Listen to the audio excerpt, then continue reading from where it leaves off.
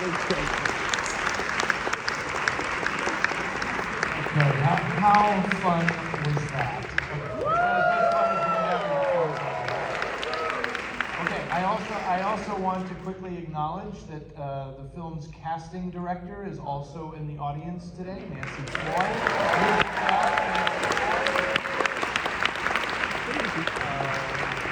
What a delight. It is my pleasure to introduce to you an Academy Award nominated actress, a world-class poker player, the bride of Chucky, and a gal who, let's face it, she's hotter than a Hindu.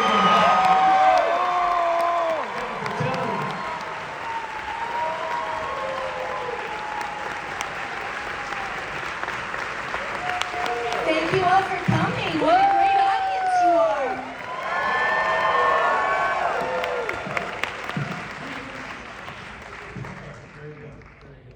I was really scared that he was going to cut off Violet's finger, but luckily I have all 10 digits left. It's funny when you don't see a film for a really long time, you sort of forget what's happening. I just remember when I was watching it, the Wachowskis wouldn't let me ad-lib at all. And there were only 2 ad-libs I made in the movie, and they were right because I shouldn't have said them. I said, how come you let Joey say whatever the fuck he wanted? You wouldn't let me do any ad-libs. So they said, well, we had to because Joey never knew his lines. He had to say something. So the 2 ad-libs I said, when I opened the door to the cops, I said, hi. And they were like, that wasn't in the script. And you know what? He was right. She shouldn't have said hi.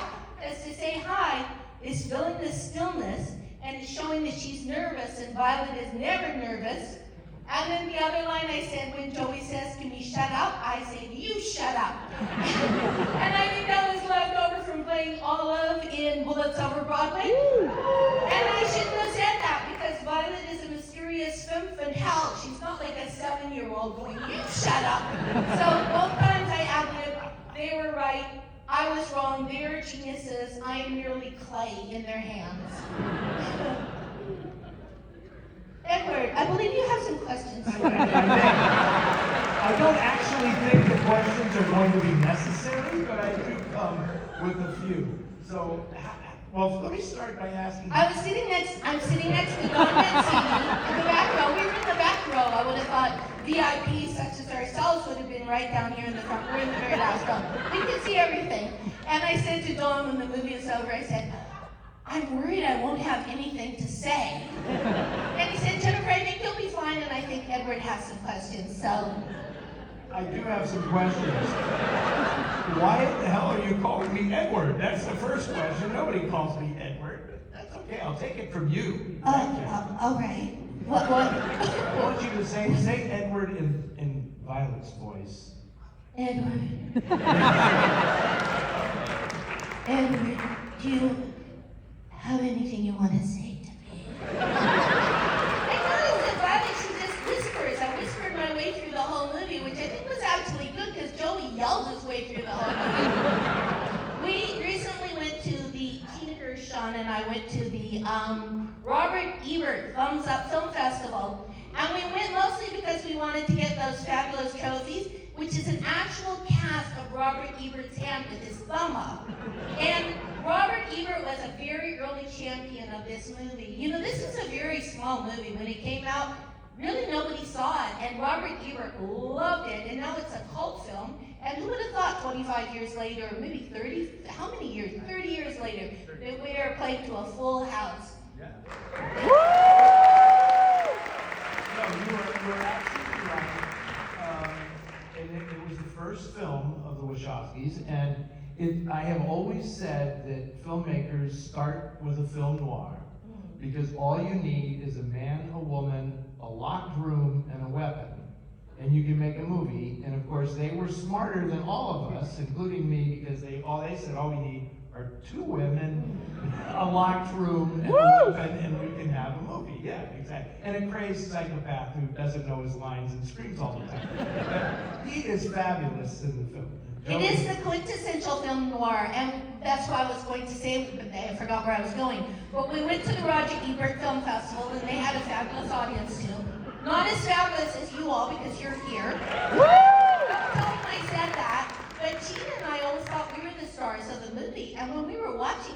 occurred to me that Joey was the star of the movie because his performance is so phenomenal. I actually felt sad for him because he's a good company man and he's getting screwed over by the one he loves. And so I never really saw it that way. I mean, Gina and I were always like, oh, Caesar deserved it because he was an asshole. But now I'm looking at it and I'm thinking that really, nobody deserves what he got, what happened to him. Nobody.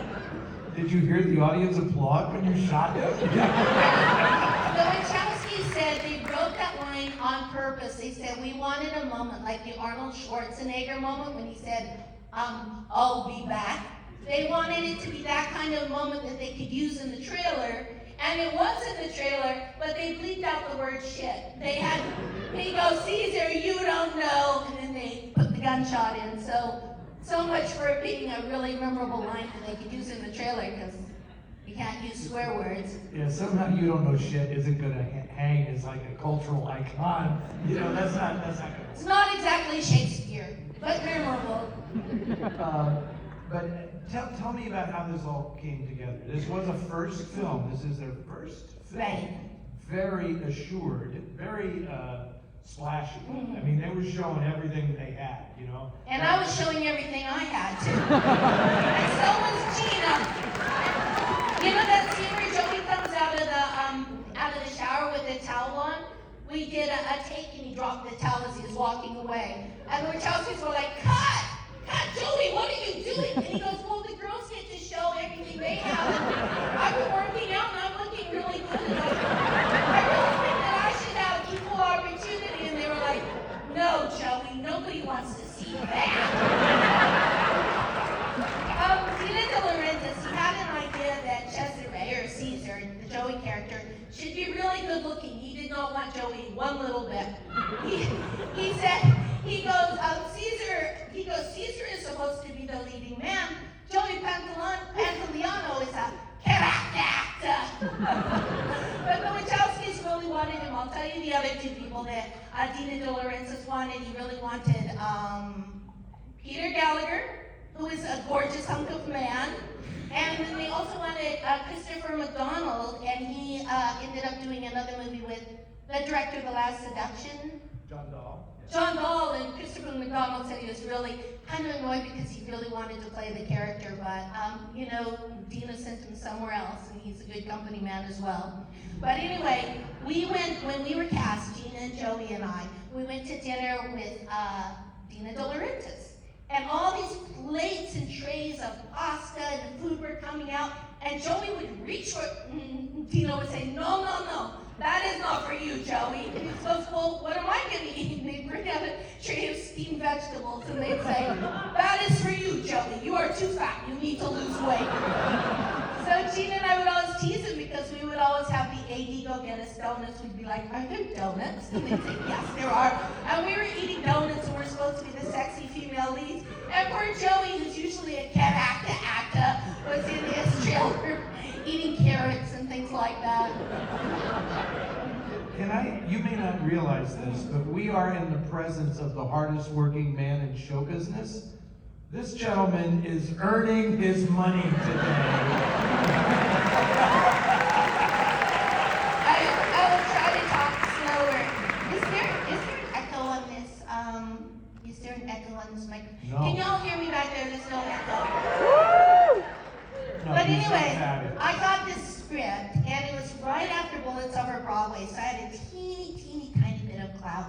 And the character of Violet was already cast. And so I came in and I read for Corky, and I was so excited because everybody wants to be, the kick-ass sort of hero. And I thought it was wonderful, and I thought that they were really considering me. And then the actress who was going to play Violet dropped out, and it was, I really did forget her name. The girl from Terminator. Linda Hamilton. And I was really looking forward to it. I thought, wow, if I could make out with somebody who would be Linda Hamilton. I was like, oh my God, me and Linda Hamilton. And then she ended up dropping out, and I think the Wachowskis said that she wanted, the old brain isn't what it used to be, Sigourney Weaver. She wanted Sigourney Weaver to play Corky. And they said, well, she had kind of a different idea of the film than they did, and so they had, as you say, creative differences. And, you know, Linda Hamilton and her dreams of her version of Bound went away. And then Roseanne Arquette had the part of Violet. So then I come in to read for Corky again because Roseanne Arquette was cast as Violet. And apparently she had an option on a television show, and they all of a sudden decided to pick it up. So me being a method actor, I was already like stomping around in like jeans and combat boots, like baggy pants. I got my hair cut like Corky. I was really, and I knew they really wanted me. But what I didn't know is they did not want me for Corky. They did not see me as Corky one little bit. And then they called up and they said, you know, we found this girl, her name is Gina Gershon, and we think she would be a really good Corky. And I was like, what about me? And they go, well, you would be very good as Violet. I said, I'm not playing Violet. And they said, well, you know, could you just meet her? We think you guys would be great together. She's willing to do either. She's going to be Corky, she'll be Violet. She doesn't care. She just wants to be involved. So I was filming some terrible movie in Vancouver. And after a long day, we go down, and we're the Wachowskis came out, and we're waiting in the bar. And Gina was really, really, really, really late. It wasn't her fault. Her plane was late, and then nobody picked her up at the airport. You know how it goes with these low-budget movie productions. You know, I thought you were doing it. I thought you were doing it. She shows up. She was so mad. She launches into a story about how she rented her apartment out to some other actress who will go unnamed. The other actress took all her furniture. She has all like Eames chairs and classical furniture. She has excellent taste. Put it in storage. Forgot to pay the storage fee. They auctioned off all her stuff. But there was not like, oh, I'm sorry to keep you waiting. She was just like, I'm so pissed off. No one picked me up. And furthermore, somebody auctioned off all. I was like, I can't stand this girl. I hate her. And apparently nobody told her that she was going to be Violet and I was going to be Corky. She goes, oh, look, I already got my ears pierced. She said, I have all 7 holes in this ear and I put holes in this ear too. And I'm like, what? And then she points at me, she goes, look how her hair is. I think Corky's hair should be like that. Yeah, because I'm sitting there with my Corky hairdo, trying to say Corkyisms. And I went to my room and I called the manager and I said, I'm not working with that girl. They tricked me. I'm not playing Violet. The Wachowskis can just go home. And then I left the hotel the next day to go to the set. And I saw them standing outside, all sad, going back to LA, their dreams crushed. And I felt a little bit bad for them, but not that bad. And then the next day, my manager calls up and he goes, you know what, they're gonna move on. You really don't want to play Violet? And I was like, oh, okay, I'll play Violet. But the Wachowski said, how come everyone wants to play Corky? Violet is a better character. She's a better written character. But they don't understand, and they didn't understand that everybody wants to be the kick-ass guy, except for the Wachowskis. You know, they both transitioned, and so they thought it was the most wonderful thing to be the woman. So I don't know if that's, I don't know. Gina said, when I read it, I said, how can these two people understand women so well? Because literally that was 2 of the greatest parts for women that we had ever read. And then it all became clear later on in the future. Well, thank you for broaching that subject. Yes, I don't know. Maybe I should not have. No. Because I'm watching the movie, and let's face it, in the first 20 minutes of this movie, you know, I'm sure about this thing when they talk about cinema that's called the male gaze. Yes. Right? And you're getting full on, the camera is gazing at the two of you quite a bit throughout the whole film, right? But it's so interesting because when you made the movie, it was the male gaze, but now it is not. And so did you have any sense, this is a ridiculous question, but did you have any sense at the time that like, these guys are different? No, none whatsoever. I knew they were different because they were brilliant, they're geniuses. And Joey knew it too, and that's how Joey is in The Matrix because he thinks ahead. He said he was inviting them over to his house for homemade meatballs. He was giving them tickets to the Chicago Bulls. I said to them, you're spending a lot of time with Joey. And And they were like, yeah, we're gonna have to take out a restraining order against him, I guess. And then Joey ended up being in The Matrix, and we should have maybe done a little more sort of schmoozing.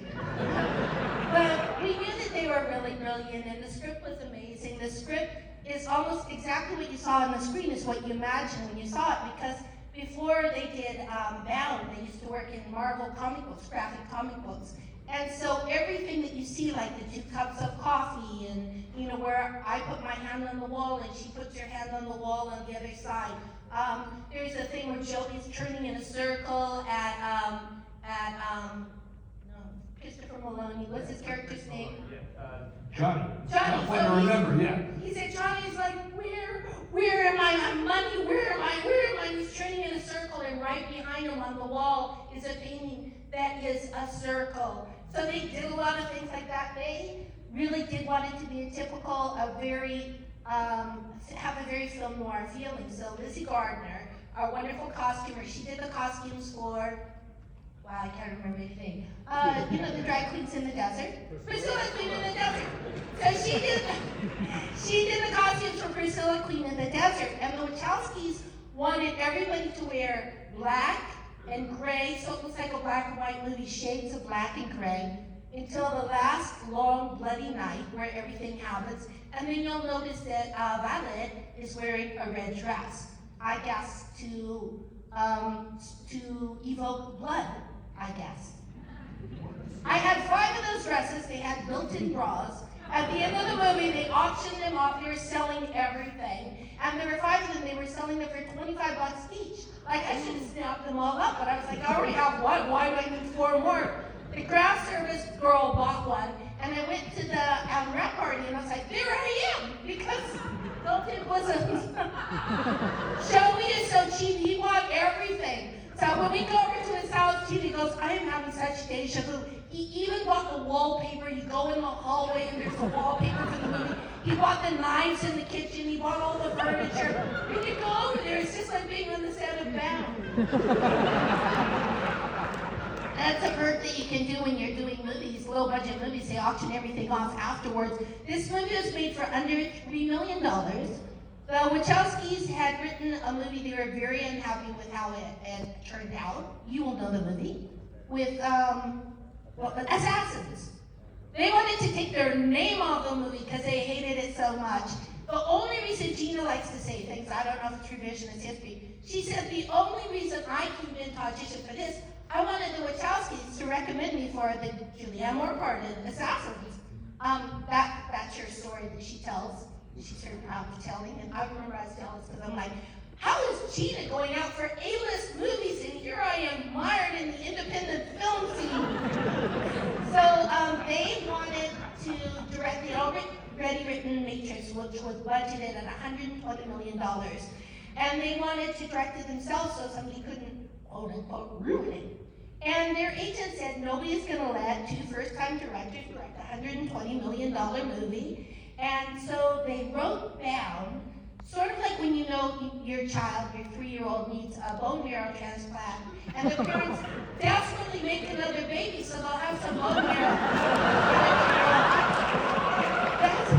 That's why they wrote down, so they would have a calling card. And it was under $3 million that they waited for, and it was magnificent. And they had to depend on weird things like, story and character and plot points, which is kind of unheard of when you're making movies these days. Well, I'm watching the movie and I'm saying, why hasn't anybody come up with the brilliant idea of doing a Bound stage play? Because it's pretty much a stage play, right? Absolutely. They made it to take place mostly in 2 or 3 rooms, and for budgetary considerations. Exactly. A lot of the clothes I wore in the movie is my own clothes. And then it's funny because I gave a lot of the stuff to my sister, my little sister, afterwards. And then again, it was really funny because she's running around in this very important movie memorabilia. She still has the dress that I wore in the last scene and the leather jacket. I'm thinking there's probably really important film noir points that when we were rehearsing, and Joey and Gina and I, how actors think that there's so much work creating creative than the directors. And they were first-time directors, so we thought that we could push them around a little bit, you know. We were in rehearsal and say, I don't like that line. Hey, how about if I don't say that line? And the Wachowskis would say, well, you don't have to say it if you don't want to, but on page 79, there's a paragraph that alludes directly to that line, but you don't want to say it. Well, we realized it was like a house of cards. You pull one card out, everything collapses. The script was so meticulously constructed. They also have things like, you know the guy that Marzoni, right? We were on such a low budget. Marzoni, they wanted him to fall like a mighty oak in the forest. And they were working with the stunt people, and they said, he's a great big guy, there's no way he'll fall right back like that, he will break. So the Wachowskis constructed a lever, a man-shaped lever that goes back very, very, very, very, very, very, very slowly because they want it in slow motion, and he hits the floor like that. Well, we didn't have the budget for it because that's $20,000. But they never take no for an answer. They kept calling up Gina and finally coughed up another $20,000.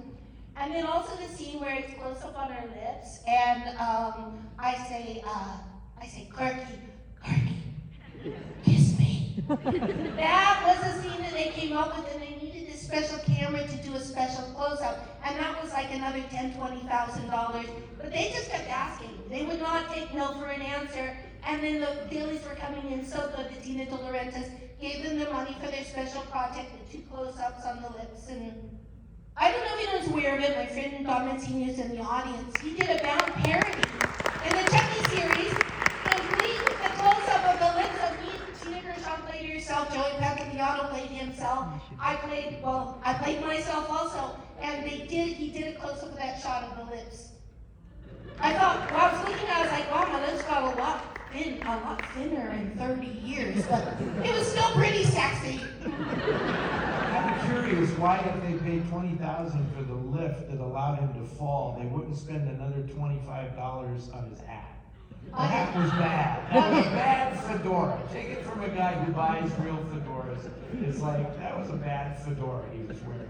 They had to pay the guy in the bathtub. He was really pleased. He called Screen Actors Guild, and I think he got paid an extra $500 because nobody told him Joey was going to turn the shower on him when he was a dead body in the bathtub. So he said, don't abuse the actors. But it all adds up. So, it's interesting to me that you say you really didn't like Gina when you first met her. Oh, but I love her now. She is like, yes, go on. Well, I was going to say, in a way that kind of makes it even hotter that you guys are going to be making out in this movie. And tell me about that. I'm sorry, tell us about that. Did you have, they have intimacy coordinators now and all that kind of stuff? How did that work? Well, you know what? There's a thing called chemistry, and it's in an ineffable film. You never know when it's going to pop up. Apparently, George Clooney and Jennifer Taylor hated each other and out of sight, but they have this insane chemistry. Well, it was the opposite. Gina and I had so much fun, and believe it or not, when we were doing that sex scene, in between takes, we were talking about the shoe sale at Barney's. So I just felt like, oh, we like each other so much, and we didn't know what it was. So when I saw the first take, I was awed at the movie magic, is that I'm the first to admit we have this crazy, crazy chemistry. Gina she's great. She's a wonderful team player. We were worried about the sex scene because I don't think people understand how groundbreaking Bound was for its time. Like back then, film, thank you, yes, you can laugh. Woo! But if a film had a lesbian subplot, I remember there was a TV show called Red Shoe Diaries. Lots of times it was sort of a porn, or you weren't quite sure what you were going to. And we had things. Gina and I had concerns because I was just coming off of my Oscar nomination. I'll wait for applause. And Gina was just coming off of Showgirls, which everybody thought was going to be the hugest hit, but it didn't bounce the way that they thought it was going to bounce. But both of us thought we were going to be these huge stars, and we didn't want to jeopardize our glittering future by making some sordid film that did not bounce right. So the Wachowskis said they had exactly the same concerns, and especially because it was Gina De Laurentiis, who's a wonderful man, by the way, but a lot of these Italian movies, in order to sell it, they take the print, they send it off to Italy, they put in a lot more boobs and butts in it. So, there will be me and Gina, little skinny Gina, myself, and then all of a sudden these boobs and things coming out of nowhere. You're not quite sure who they're attached to, but you're like, wow, it's so much sexier than the movie we shot. So we were concerned about that, and the Wachowskis were concerned too, and they said that's why they came up with an idea that it would be one single continuous shot. They said, we're going to put the camera on a crane, and we're going to go around your bodies. There's absolutely no way that they can cut in to the shot. They wanted it to be very lyrical. And so it was actually like a ballet between Gina, the Wachowskis, myself, and the cinematographer, in that the Wachowskis were talking through a microphone, and they would tell us what body part was on the screen. So they would say mouth, and then they say like butt, and then she would caress my butt, and then they say foot, and she would like flex her toes, and then they'd say, they would tell us where we were at. And so it was very technical. It was sexy too, but it was very, very technical.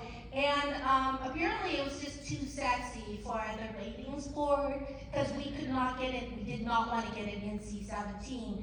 And when they took it to the ratings board, the guys at the rating board said, well, because my hand is covering Gina's my hand's on her crotch, so my hand's on her pubic hair.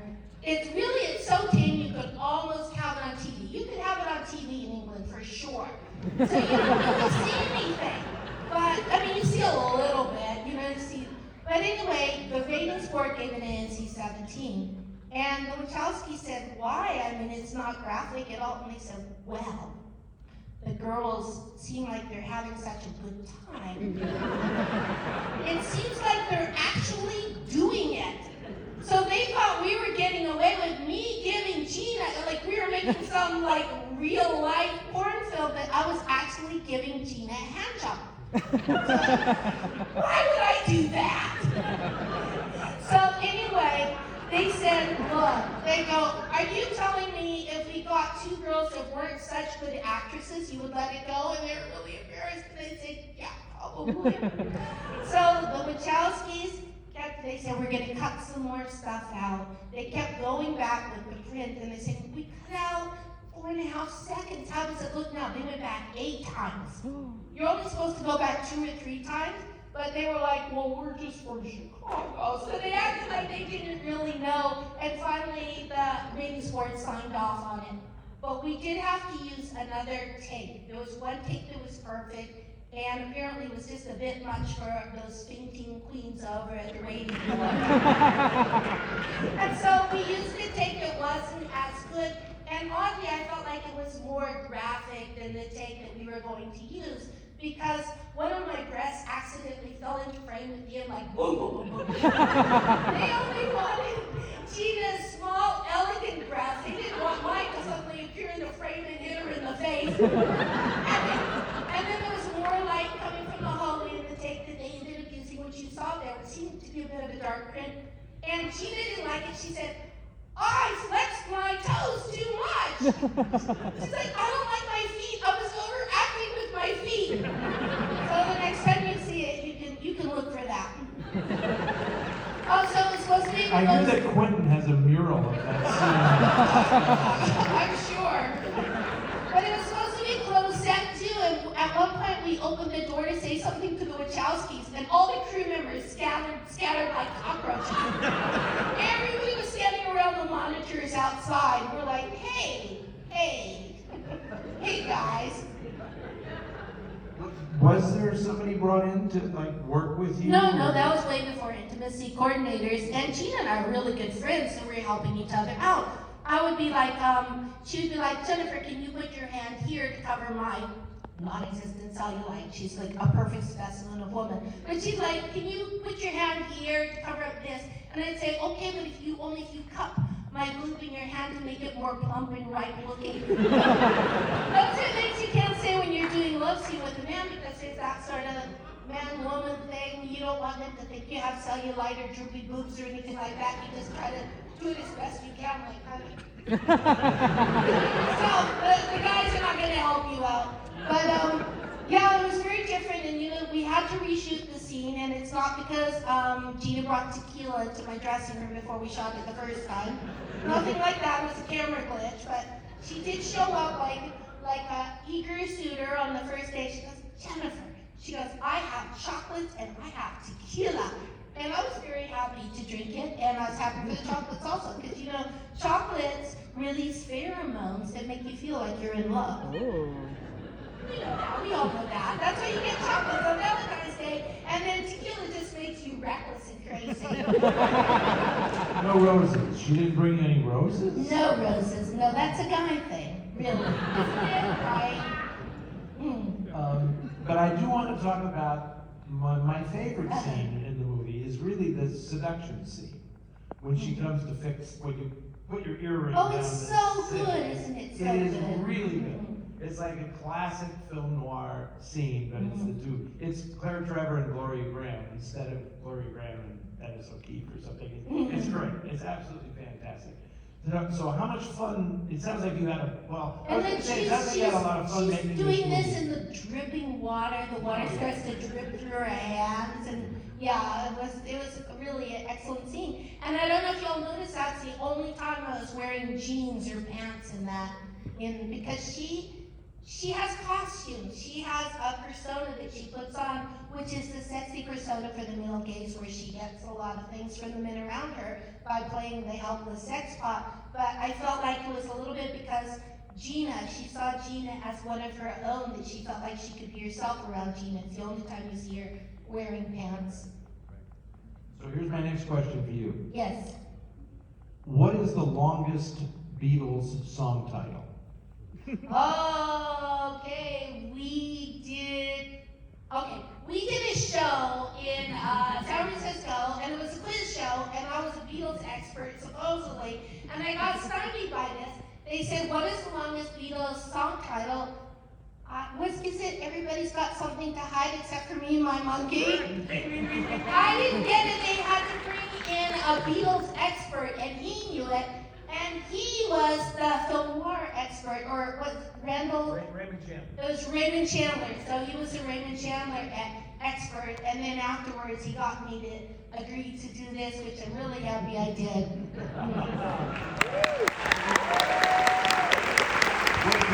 What's next for you? Are you still playing poker? Are you in the poker circuit? Well, I am on a show, a film noir show called The Real Housewives.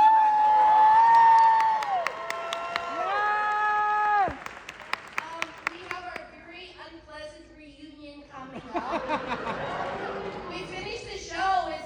It's not subtle. I mean, it's not Wachowski level performances, but we go to glamorous places, and then we sit down, and then the girls take turns screaming at each other. I know what all those shows are like, really. So it's like, well, it's glamorous palm trees. I'm wearing sparkly stuff, and Dorit and Sutton are yelling at each other again. They love to yell. They love to yell, and we love to see it. So with the reunion, there's going to be more yelling. I tried to make a joke. Sometimes I try to make jokes. This is what I realized. If you make a joke and nobody laughs, is it really a joke? It's like if a tree falls in the forest and nobody hears it, did the tree really fall? And so sometimes I would say things that I thought was funny, and it would fall to a resounding silence. And then I would go, somebody had to laugh, right?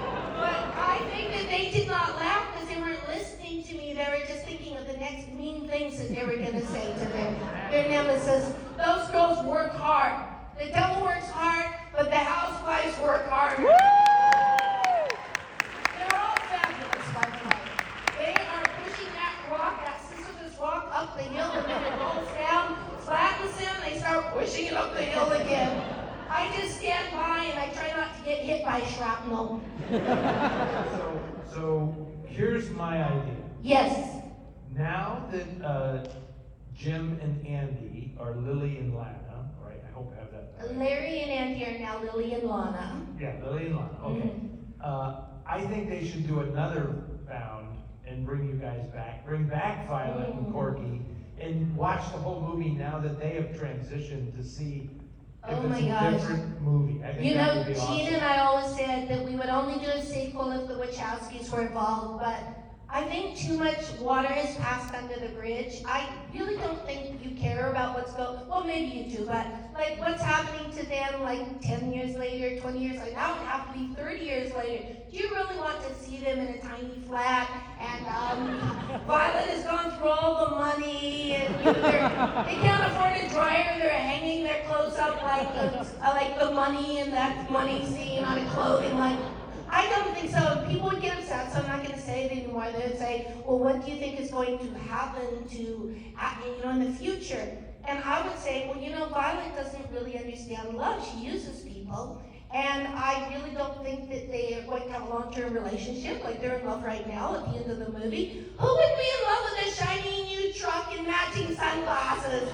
But I feel like down the line in a classic film noir fashion, they're going to become disenchanted with each other, and Violet is probably going to double-cross Corky.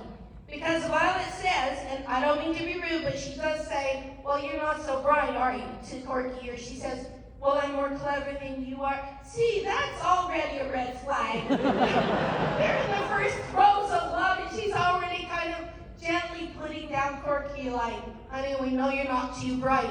But then at the end, I was saying, when she punches Joey in the face and he hits her over the head with a wrench, I was like, she is not a very good criminal. I can see how she got caught and went off to jail for 5 years.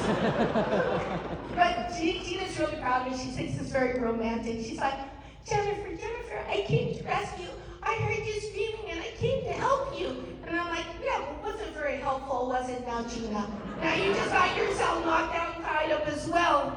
We did if you guys have a chance, I think it's Criterion, where there's a commentary, which is, well, I think it's really funny. They're trying to keep it from me and Gina and Joey. The three of us just squabbled like kids. We had very brother, sister, cat and dog. So Joey found out that they were doing the commentary, and they only wanted Susie Wright, who was, you probably all recognized her in the movie. She was the sex advisor, and she was the girl that Gina tries to pick up in the bar. And Gina hung out with her like for a whole weekend in San Francisco, and she was going into all the lesbian bars, and then she'd come in and she'd say, we need to change this pickup line. I tried it on a girl last night, and it didn't work. And she did a lot of research. So